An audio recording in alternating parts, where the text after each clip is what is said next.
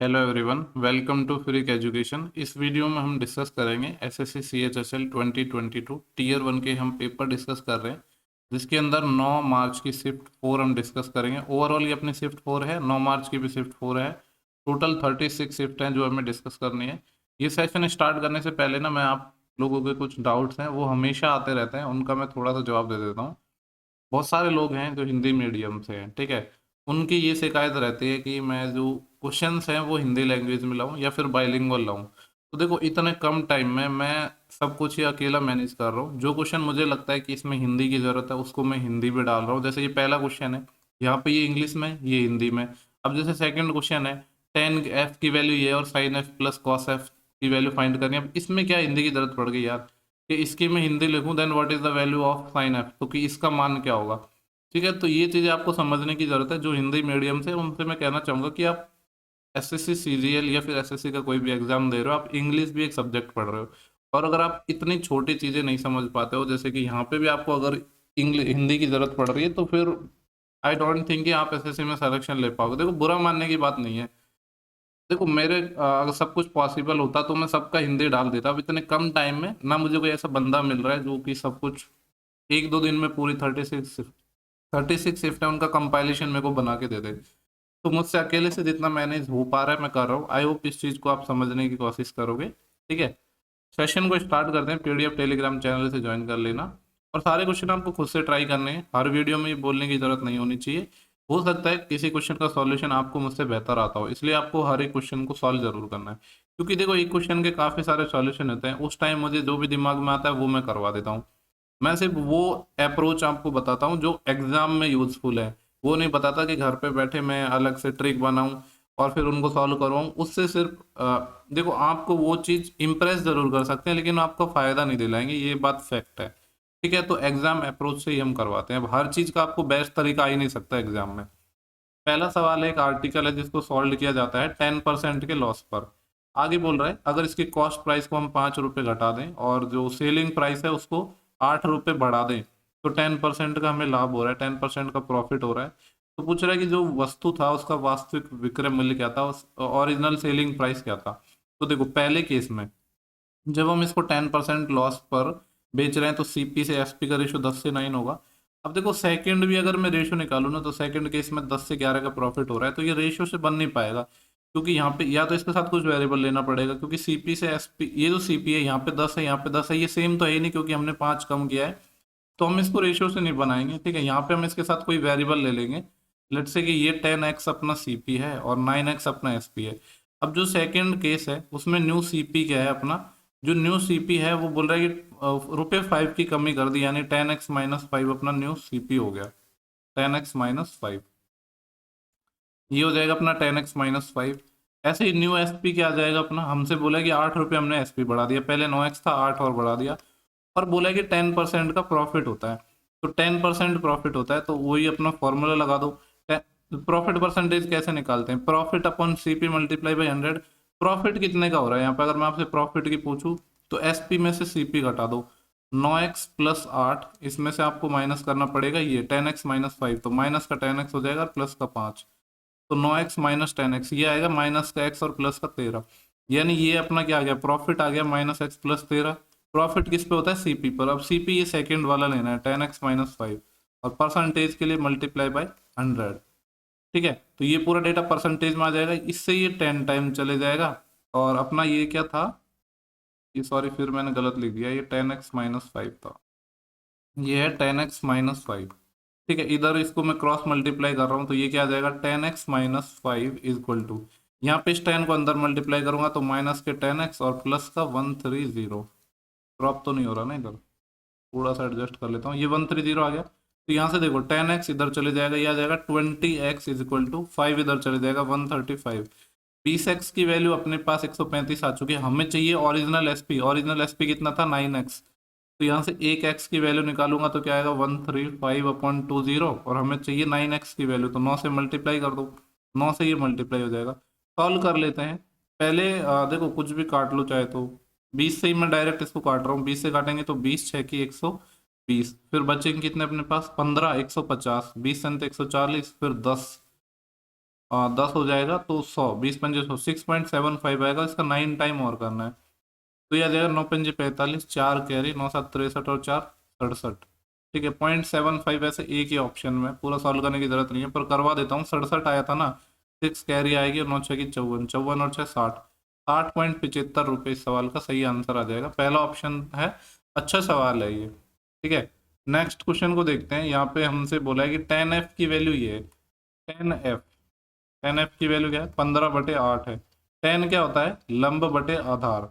ठीक है, यानी परपेंडिकुलर बटे बेस। अगर हमको हाइपोटेनस निकालना है या करंट निकालना है तो 8 15 17 का ट्रिपलेट होता है, आपको पता होना चाहिए। तो 17 इसका हाइपोटेनस आ जाएगा। हमसे पूछा है sine F plus cos F. Sine होता है लंब बटे करंट, परपेंडिकुलर बटे हाइपोटेनस, तो ये कितना आ जाएगा 15/17, प्लस कॉस होता है आधार बटे करंट, बेस बटे हाइपोटेनस, तो 8/17। 15 और 8 कितने हो जाएंगे, 23, तो 23/17 इसका आंसर आ जाएगा। पहला ऑप्शन है अपना। ठीक है, नेक्स्ट सवाल देखते हैं। क्वेश्चन नंबर अपना 3 है, थोड़ा जूम कर देता हूँ। देखो पहले आप हिंदी में देख लो इस क्वेश्चन को। अब इसमें भी वैसे हिंदी की जरूरत नहीं थी लेकिन आपकी वजह से मैंने डाल दी। यहाँ पे बोल रहा है कि 9 क्रमबद्ध विषम संख्याओं का औसत, यानी 9 कंसेक्यूटिव ऑड नंबर्स की बात हो रही है, उनका एवरेज 27 है। यदि 9 विषम संख्याओं में पिछली और अगली संख्या को भी हम ऐड कर लें तो पूछ रहा है कि जो नया औसत है वो क्या होगा। अब देखो, सबसे पहले ना आप एक चीज समझो। जैसे मैंने ऑड नंबर्स की बात करी, जैसे मैंने 1 3 5 लिया। ठीक है, चाहे तो कंसेक्यूटिव ऑड नंबर हो या कंसेक्यूटिव इवन नंबर हो, उनका जो एवरेज होता है ना, ठीक है, वो क्या होता है, इसके दो तरीके हैं। या तो आप first plus last term divide by 2 कर लो तो आ जाएगा। ठीक है, या फिर जो मिडिल टर्म होती है वही अपना क्या होती है, एवरेज होती है। मिडिल टर्म होती है वही क्या होती है, अपना एवरेज होती है। तो मिडिल टर्म क्या है, 3। ये कॉन्सेप्ट है। ठीक है, ये आप लोगों को पता भी होगा, ये कॉन्सेप्ट इसमें हम अप्लाई करेंगे। अब यहाँ पे हमें बोला था कि 9 कंसेक्यूटिव ऑड नंबर है, यानी यहाँ से मान लो ये पहला, ये दूसरा, तीसरा, चौथा, पांचवा, छठा, सातवां, आठवां, नौवां, 9 कंसेक्यूटिव ऑड नंबर है। इसमें हम 2 नंबर ऐड कर रहे हैं, इधर एक नंबर ऐड किया, इधर एक नंबर ऐड किया। अब कितने हो गए, ये टोटल 11 नंबर हो गए।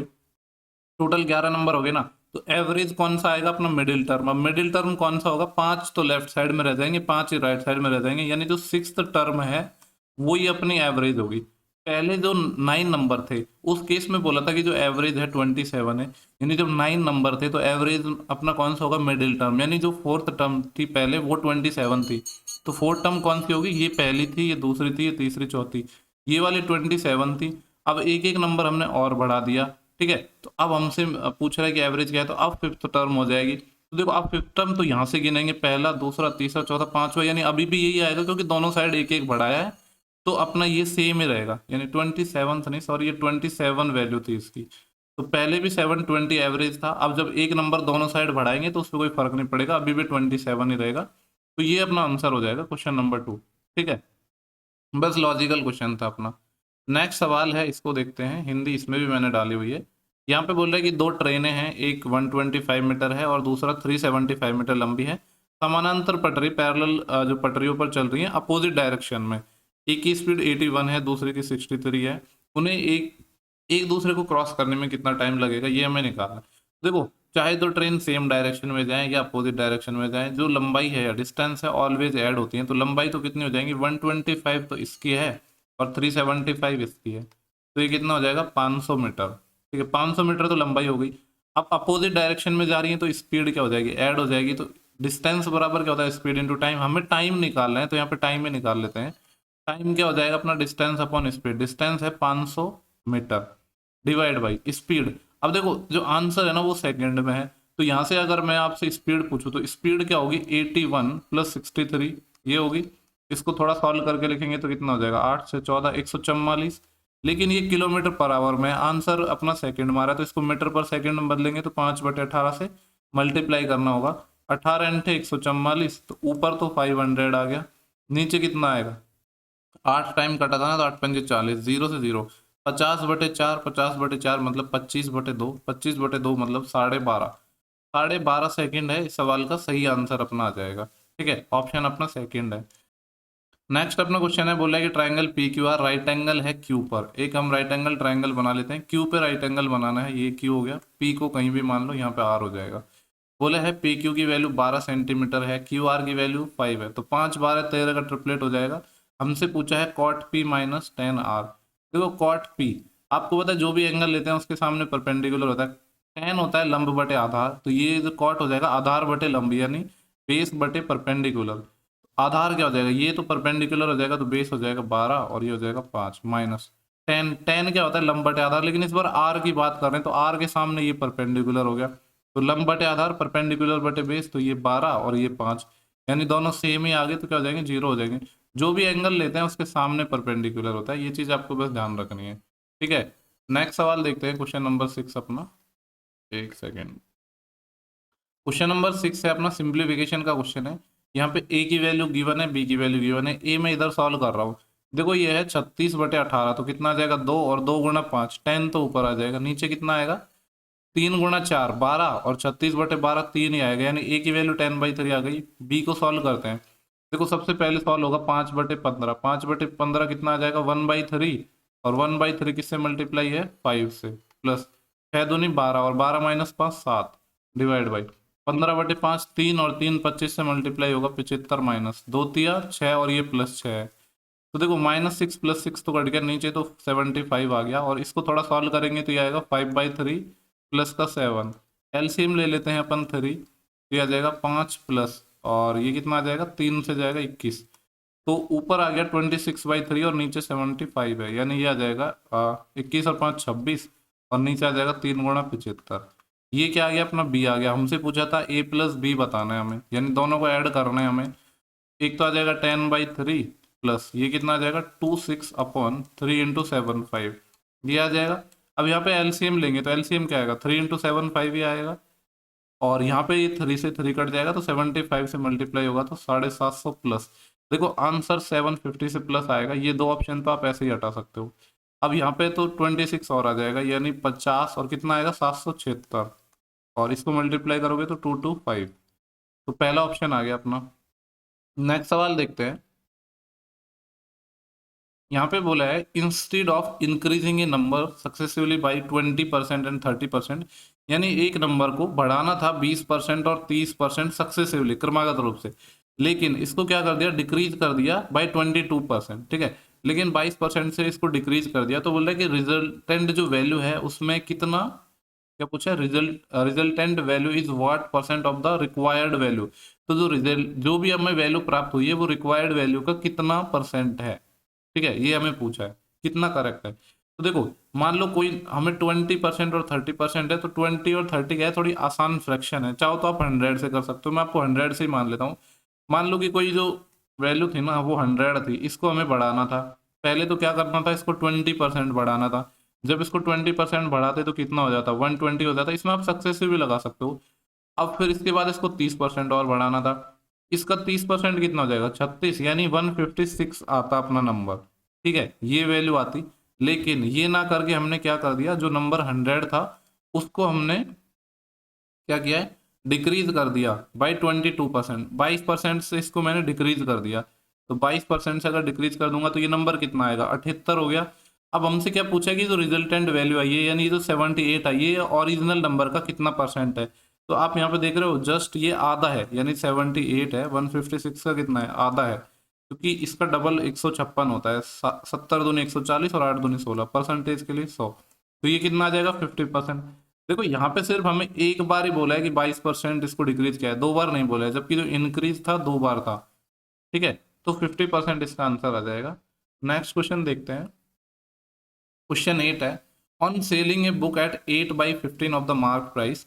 ठीक है, मार्क प्राइस के 8/15 पर बेचने पर 15 आ रहा है, तो मैं मार्क प्राइस मान लेता हूँ 15। अब हम इसको सेल कितने में कर रहे हैं 8/15, किसका मार्क प्राइस का, यानी 15 का, तो ये कितना आ जाएगा 8, 8 में सेल कर रहे हैं, तो लॉस हो रहा है 20% का। 20% आपको पता है 1/5 होता है, यानी सीपी से एसपी का रेशियो 5 से 4 आ जाएगा। हमसे पूछा क्या है what will be the ratio of mark price, यानी मार्क प्राइस का रेशियो पूछा है कॉस्ट प्राइस से। देखो यहाँ पे एसपी 4 है और यहाँ पे 8 है, इसको हमें क्या करना पड़ेगा सेम बनाना पड़ेगा। ठीक है, या फिर आप ये समझ लो कि ये 4 है, इसकी वैल्यू कितनी है 8 है, या आप दोनों को सेम बना लो, एक ही बात है, जैसे आप करना चाहो, मैं सेम ही बना देता हूँ। चलो सेम बनाने के लिए क्या करना होगा, 8 बनाने के लिए इसको 2 से मल्टीप्लाई करना होगा, यहाँ पे तो 8 बना ही हुआ है, तो एमपी तो कितना था अपना 15 था, रेशो सीपी कितना आ जाएगा, 5 इस 2 से मल्टीप्लाई हो जाएगा 10, तो 5 3 15 और 5 दूनी 10, 3:2 आ जाएगा, जो कि ऑप्शन थर्ड है। नेक्स्ट सवाल देखते हैं, क्वेश्चन नंबर अपना 9 है। यहाँ पे मैं थोड़ा इसको एडजस्ट करता हूँ। देखो यहाँ पे बोल रहा है कि J1, और J1 क्या है, the total number of books sold by S1 and S2 in all 5 month. सभी 5 मंथ में जो S1 और S2 ने बुक सोल्ड की हैं, उनका क्या है, उन बुक्स की संख्या है। थोड़ा जूम करता हूँ जिससे आपको डेटा दिख पाए। देखो S1 तो अपना ये रहा, सबको जोड़ रहे हैं। S1 को पहले जोड़ रहा हूँ मैं, 50 और 40 90, 90 और यहाँ पे कितना आ जाएगा 20, 110, 110 और 15, 125 और 5, 130। यानी जो S1 है वो कितना आ गया 130। अब S2 निकालना है। S2 क्या है, जो सेकंड वाला है अपना, इसको जोड़ लेते हैं। 5 और 10 15, 15 और 60 75, 75 और 30 कितना हो जाएंगे 105, 105 और 25 130। ये भी 130 आ रहा है, दोनों सेम ही आ गए। तो अब देखते हैं पूछा क्या था इसने, यानी टोटल संख्या पूछा था ना, तो 260 तो J1 हो जाएगा अपना। और जो एस J2 क्या है, J2 है the difference between the total number of books sold by S1 in all 5 month and total number of books, और मिनिमाइज करना पड़ेगा क्या।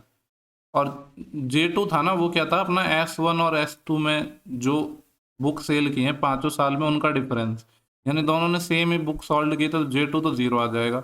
हमसे पूछा है J1 प्लस J2, तो 260 प्लस 0 कितना आ जाएगा, 260 ही आ जाएगा।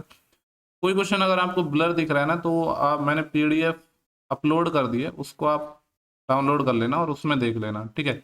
इस बार वैसे थोड़ा कम क्वालिटी लग रही है मेरे को क्वेश्चंस की, पता नहीं SSC ने इस बार थोड़ा सही से क्वालिटी दी नहीं है।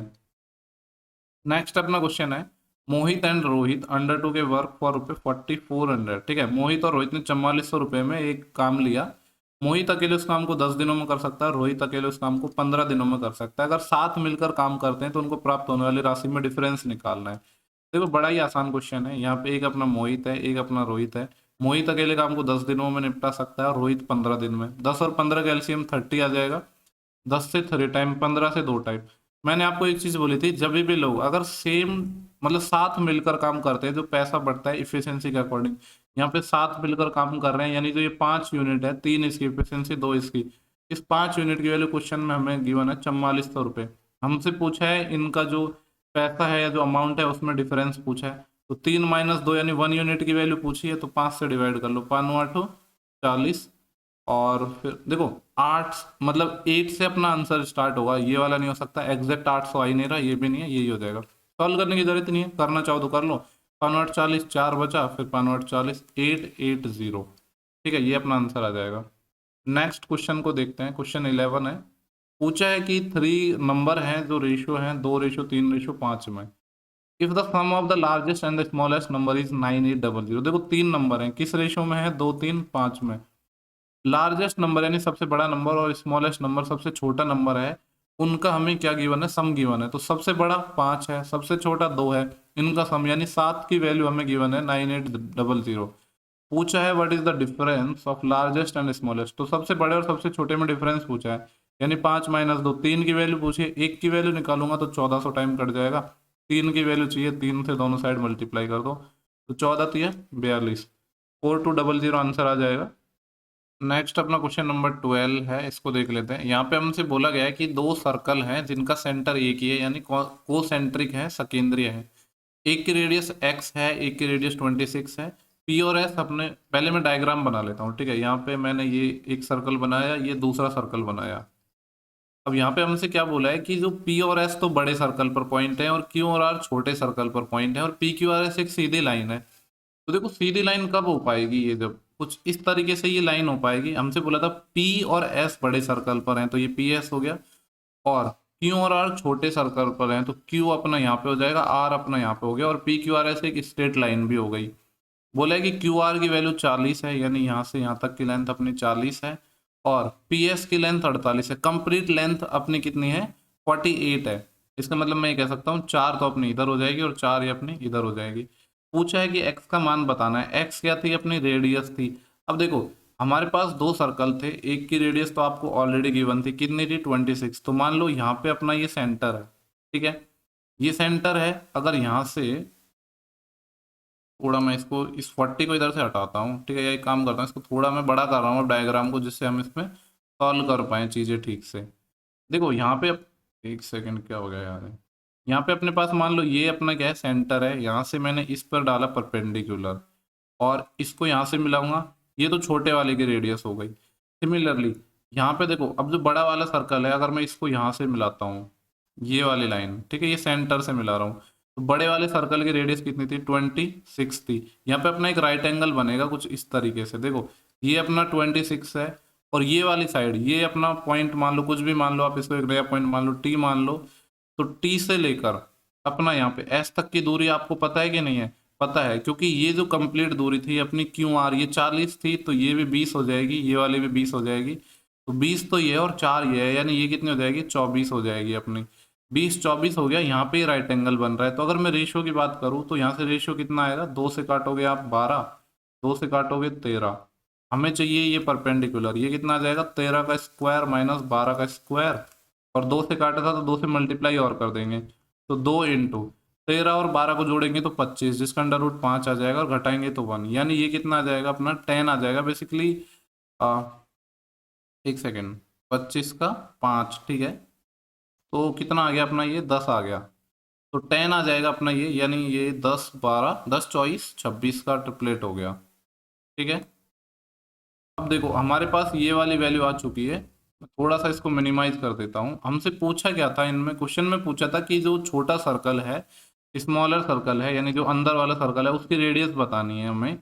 तो देखो यहाँ पे अपना ये मैं अलग से डायग्राम बना रहा हूँ इस तरीके से, यहाँ पे मान लो ये इसका सेंटर है, और यहाँ पे हम कौन सी दूरी निकाल चुके हैं, जो अपनी 10 आई है, 10 कौन सी आई है, ये वाली डिस्टेंस, यानी यहाँ से जो ये अपनी कॉर्ड थी, यहाँ से ये वाली दूरी, ये 10 आ गई, और यहाँ से ये परपेंडिकुलर है, और जो ये वाली दूरी तो आपको ऑलरेडी पता है 20 है, यानी एक राइट एंगल बन गया अपना इस तरीके से। इस तरीके से ये वाली दूरी 20 हो गई, ये वाली दूरी 10 हो गई। रेशियो की बात करूंगा तो वही 1:2 में आ जाएगा, और हाइपोटेनस निकालना है तो 2 का स्क्वायर 4 और 1 5, और किससे काटा था मैंने इसको, 10 से काटा है, तो 10 से मल्टीप्लाई और कर दूंगा, 10√5 आ गया, ठीक है। थोड़ा स्पेस कम होने की वजह से चीज़ें थोड़ी ऐसे हो गई कॉम्प्लिकेटेड सी, पर आई होप आप क्वेश्चन समझ गए होगे, ठीक है। एक बार मैं वापस एक्सप्लेन कर देता हूँ हमने किया क्या है। जो बड़ा वाला डायग्राम है उसमें पहले हमने ये वाली दूरी निकाली, कौन सी दूरी, ये जो सेंटर से और जो पॉइंट टी तक की दूरी। अब जब ये आ गई तो एक दूसरा राइट एंगल बन गया छोटे वाले में, जिसमें ये वाली दूरी हमें पता थी, ये वाली पता थी, ठीक है, ओ से टी की और ओ से टी से आर तक की, तो हम ये निकाल लेंगे, कौन सी, ओ से आर तक की, क्योंकि यही रेडियस थी, ठीक है। तो 10√5 इसका अपना आंसर आ जाएगा। नेक्स्ट सवाल पर हम चल रहे हैं, क्वेश्चन नंबर है अपना 13। बाकी सॉल्व पीडीएफ मैं आपको डाल दूंगा जब सारी शिफ्ट कंप्लीट हो जाएंगी।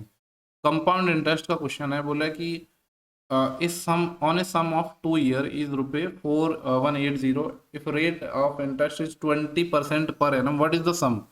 देखो कोई धन है वो अपना, जिस पर कंपाउंड इंटरेस्ट यानी जो चक्रवृद्धि ब्याज है वो 4180 रुपये है, 20% वार्षिक दर की दर, वार्षिक रेट ऑफ इंटरेस्ट से, ठीक है। तो सीआई की बात हो रही है, 20% अपनी रेट है, 20% क्या होता है 1/5, यानी पहले साल 5 से 6 हो गया, दूसरे साल भी 5 से 6 हो गया, तो प्रिंसिपल और अमाउंट का रेशियो आ जाएगा 25 से 36। यहाँ पे अगर मैं ब्याज की बात करूँ तो ब्याज कितना आया, 11 यूनिट आया, इस 11 यूनिट की वैल्यू क्वेश्चन में गिवन है 4180 रुपये। कितना टाइम हो जाएगा, 11×3 = 33, और बचेंगे कितने अपने पास 8, 88, एक यूनिट की वैल्यू 380 रुपये आ गई।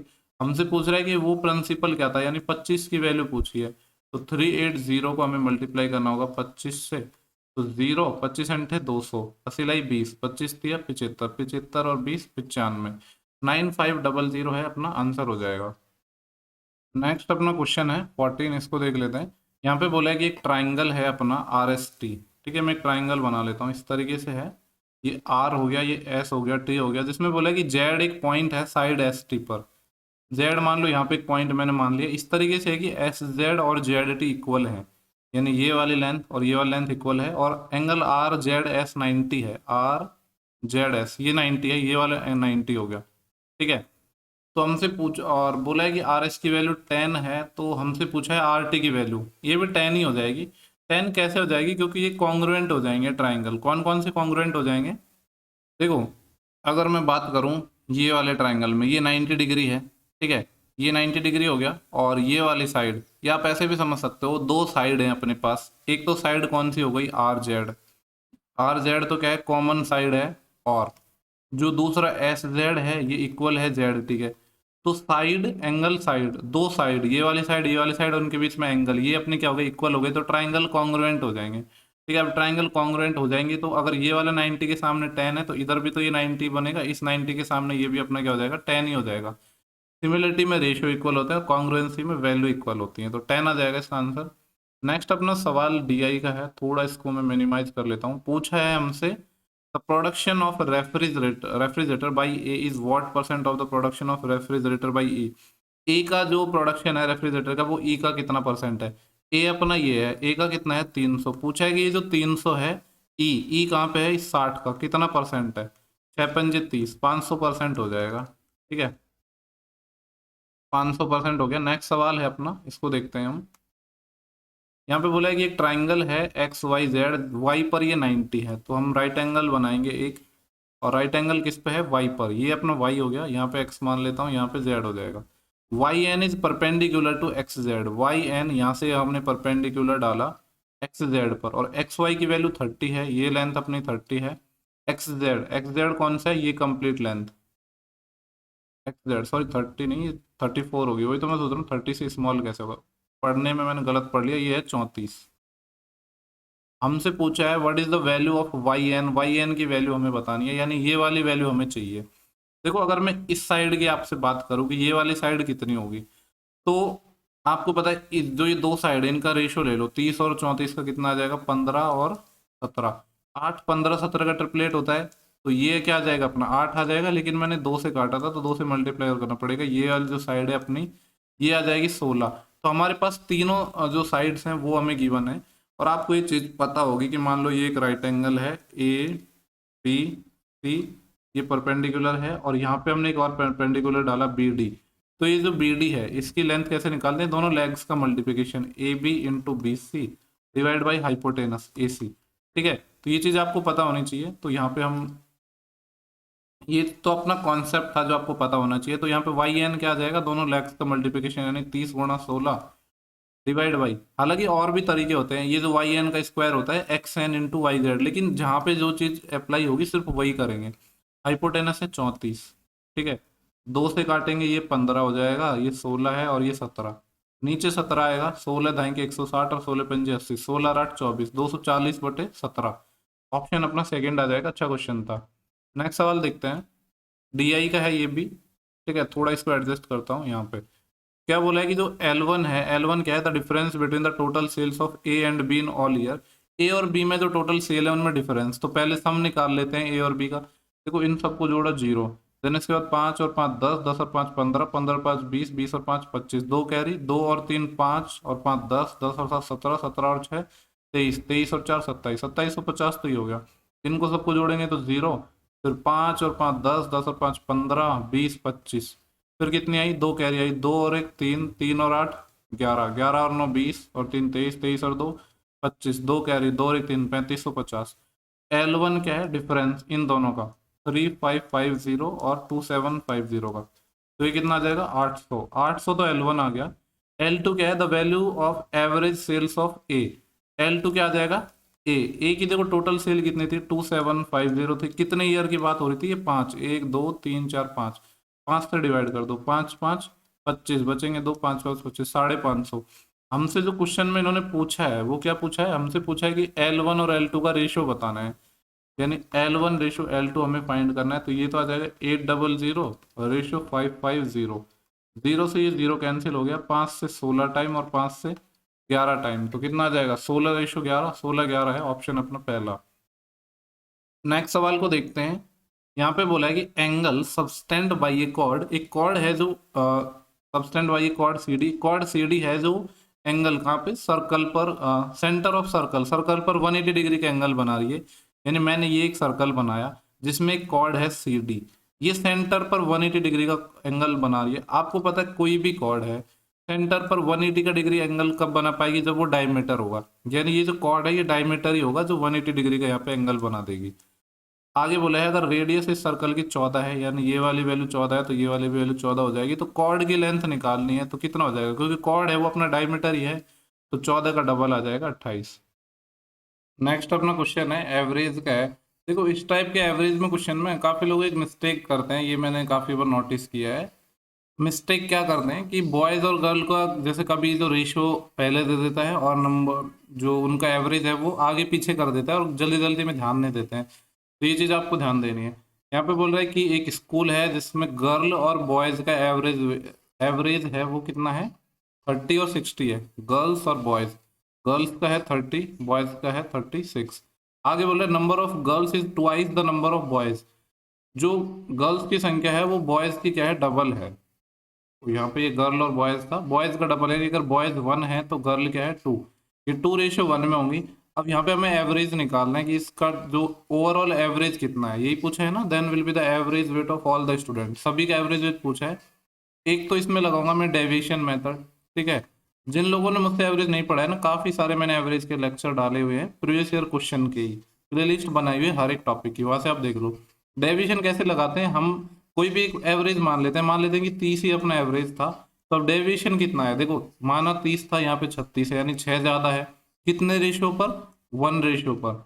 इसको डिवाइड करेंगे ये 2 + 1 3 से, तो ये कितना आ जाएगा, 3 दूनी 6, यानी 30 और 2 32, 32 kg अपना आ जाएगा, ठीक है। दूसरा तरीका ये था कि आप बेसिक से भी कर सकते हो, क्योंकि इसमें अपने कैलकुलेशन इजी है, इसलिए आप बेसिक से कर सकते हो नॉर्मल मल्टीप्लाई करके। 30 × 2 60, तो ये सम हो जाएगा, प्लस 36 ही हो जाएगा।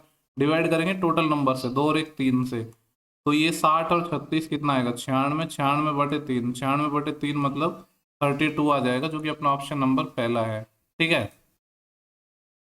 नेक्स्ट सवाल देखते हैं अपना क्या पूछा है। यहाँ पे बोल रहा है कि total surface area of A cube, cube का टोटल जो वक्र पृष्ठ क्षेत्रफल है वो 384 सेंटीमीटर स्क्वायर है। क्यूब का जो टोटल सरफेस एरिया है या टोटल अपना जो पृष्ठ क्षेत्रफल है वो कितना होता है, 6a² होता है। इसकी वैल्यू हमें 384 गिवन है। यहाँ से मैं ए स्क्वायर निकालूंगा, 6 से काटा, 6 6 36, बचेंगे 2, 6 4 24, ए स्क्वायर 64 है, तो ए कितना आ गया, 8 आ गया। क्यूब की साइड 8 आ गई, हमसे पूछा है वॉल्यूम बताना है। क्यूब का वॉल्यूम क्या होता है, साइड का क्यूब 8 का क्यूब मतलब 512। नेक्स्ट सवाल है sine B minus cos A, इसकी वैल्यू 0 है, अगर इसकी वैल्यू 0 है तो यहाँ से इस साइड को मैं दूसरी तरफ ले जाऊंगा, कॉस ए। अब देखो बोल रहा है कि साइन बी और कॉस ए दोनों क्या है, इक्वल है, then what is the value of A plus B, A plus B की वैल्यू बतानी है। देखो ऐसी कौन सी वैल्यू है जिसमें साइन और कॉस सेम वैल्यू देता है, तो सिर्फ ए की वो वैल्यू है, वो कितनी है, 45 डिग्री, 45 डिग्री साइन 45 कॉस 45 दोनों बराबर होते हैं, यानी ए और बी दोनों की वैल्यू 45 45 होगी। हमसे पूछा है ए प्लस बी, तो 45 और 45 कितना हो जाएगा, 90 डिग्री। नेक्स्ट अपना सवाल है, इसको देखते हैं। यहाँ पे हमसे पूछा है total number of player participating in game D from all school. D में जो सभी स्कूलों से पार्टिसिपेट करने वाले स्टूडेंट हैं, पहले तो उनका डेटा चाहिए होगा, तो उनका निकाल लेते हैं। मैं थोड़ा सा इसको जूम कर देता हूँ आपको डेटा को। देखो डी वाला कौन सा डेटा है, जो डार्क वाला है, यानी ये वाला, यहाँ पे मैं लिख रहा हूँ, एक तो अपना 92 है, ठीक है, दूसरा क्या है 78 है, देन इसके बाद 66 है, और फिर 88 है। 88 के बाद क्या है 54 है, और 54 के बाद 110 है, 110। इस सब को ऐड कर लेते हैं, 2 और 8 10 और 6 16, 16 और 8 24, 24 और 4 कितना हो जाएगा 28, 2 कैरी, 2 और 1 3, 3 और 9 12, 12 और 7 19, 19 6 25, 25 और 8 33, 33 और 5 38, 3 कैरी, 3 और 1 4, ये तो 488 आ गया। अब पूछा क्या था, ये जो है मिनिमाइज करता हूँ वापस, from all the school is what percent of the total number of players participating in game E from all school. यानी पूछ रहा है डी है वो ई का कितना परसेंट है, तो ई भी निकालना पड़ेगा। ई क्या है, जो सेकंड वाला डेटा है ये वाला, देखो इसको मैं डायरेक्ट ही जोड़ रहा हूँ, चलो लिख ही देता हूँ अलग से। ये 146 है, देन उसके बाद क्या है 102, फिर है अपना 82, 82 के बाद क्या है 104, 104, और 104 के बाद अपना कितना है 110। यही है ना, 1 2 3 4, कुछ छूट गया क्या अपन से, नहीं ये 110 नहीं था यार, पहले 146 था, फिर 102 था, फिर 82 था, फिर 104 है, फिर है 96, 96 है, और फिर क्या है 118, ये है टोटल। 6 और 2 8 और 2 10 और 4 14 और 6 20 और 8 28, 2 कैरी, 2 और 4 6, 6 और 8 14, 14 और 9 23 और 1 24, 2 कैरी, 2 और 1 3 4 5 6 6। तो हमसे पूछा गया है कि ये 488 है, ये 648 का कितना परसेंट है ये निकालना है। परसेंटेज के लिए 100 से मल्टीप्लाई। पहले मैं ऑप्शंस को देखता हूँ, ऑप्शन अपने किस तरह के हैं। देखो, आपको एक चीज तो पता है कि 100% से तो कम आंसर आएगा ये, क्योंकि 648 से बड़ा थोड़ी ना है ये। तो ये ऑप्शन खत्म, ये ऑप्शन खत्म। अब अपने पास बचे दो ऑप्शन। आपको ये भी पता है कि एग्जैक्ट ये 648 के आसपास भी नहीं है, 488 से काफी ज्यादा दूर है, और ये 99.66 100 के बिल्कुल नजदीक है। पॉसिबल ही नहीं है बिल्कुल। एक ही ऑप्शन है कि इसमें हमको कैलकुलेशन करने की जरूरत पड़ी नहीं पड़ी, ये चीज आपको अप्लाई करना सीखनी है। नेक्स्ट क्वेश्चन पर चल रहा हूँ मैं, क्योंकि देखो काफी लोग मैं देखता हूँ ये पूरी कैलकुलेशन करते रहते हैं, उसका कोई सेंस ही नहीं है। जब जरूरत हो तो करो ना, अगर जरूरत ही नहीं है तो क्यों करना है। इसलिए मैं हमेशा बोलता हूँ कि आप ऑप्शंस पे आप एकदम आपकी नजर होनी चाहिए। X square plus Y square 29 है, और एक्स माइनस वाई अपना कितना है 3 है। देखो, हिट एंड ट्रायल से भी क्वेश्चन बन सकता है। आपको पता है कि X square plus Y square 29 कब हो सकता है? अगर 5 का स्क्वायर और 2 का स्क्वायर करूँ मैं, तो 25 और 4 29 हो रहा है, और 5 माइनस 2 3 यहाँ भी सेटिस्फाई हो रहा है, यानी डायरेक्ट ही अपना आंसर आ गया। 4 इंटू एक्स 5 है, वाई 2 है, 4 पंजे 20, 20 दूनी 40। हालांकि नॉर्मली भी कर सकते हैं, इसमें स्क्वायर कर लो, बड़ी बात नहीं है, लेकिन हिट एंड ट्रायल से भी बन गया क्वेश्चन। एक नंबर है, वापस लिख रहा हूँ, 572x41 डिविजिबल है 9 से। 9 का डिविजिबिलिटी रूल आपको पता है, सम ऑफ डिजिट 9 से डिविजिबल होना चाहिए। 5 और 7 12, 12 और 2 14, 14 और 4 18 और 1 19, 19 है। 19 प्लस एक्स है, ये डिवाइड होना चाहिए 9 से। तो 9 के मल्टीपल होने के लिए क्या होना पड़ेगा? इसको 27 बना सकते हैं। 27 होने के लिए एक्स को कितना होना पड़ेगा? 8। 8 आंसर आ जाएगा अपना। ये एकदम आसान सा क्वेश्चन है। यहाँ पे जो पूछा है ना, ए की पावर 3 का डिवाइड कर दो, तो हमसे पूछा है ए क्यूब प्लस 1 अपॉन ए की पावर 3। यहाँ पे है ए की पावर 4 प्लस 1 अपॉन ए की पावर 4 गिवन है। मैंने आपको बताया जब भी पावर 2 में डिक्रीज आओगे, दो जोड़ के अंडर रूट लेना है। 194 है, दो और जोड़ा 196, और उसका अंडर रूट लेंगे, कितना आएगा? 14। फिर वापस पावर 2 डिक्रीज पे आएंगे, सेम प्रोसेस फॉलो करेंगे, दो जोड़ के अंडर रूट, 14 और 2 16, 16 का 4। अब हमें चाहिए ए क्यूब प्लस 1/a क्यूब, तो ये कितना आ जाएगा? 4 का क्यूब माइनस 4 गुणा 3। 64 माइनस 12, 64 माइनस 12 52। इस 52 पर ना कोई 100-200 बार सवाल पूछा जा चुका होगा एसएससी में अब तक। ये पूरे के पूरे 25 शिफ्ट थे अपने। 9 मार्च की शिफ्ट 4 कंप्लीट हो गई है। आई होप आपको सेशन पसंद आएगा। शेयर आपको जरूर करना है, क्योंकि लोगों के पास वीडियो पहुंचनी चाहिए, और वो आपका काम है पहुंचाना। ठीक है, नेक्स्ट वीडियो में जल्दी मिलेंगे, तब तक के लिए bye bye, take care, thank you for watching, have a good day.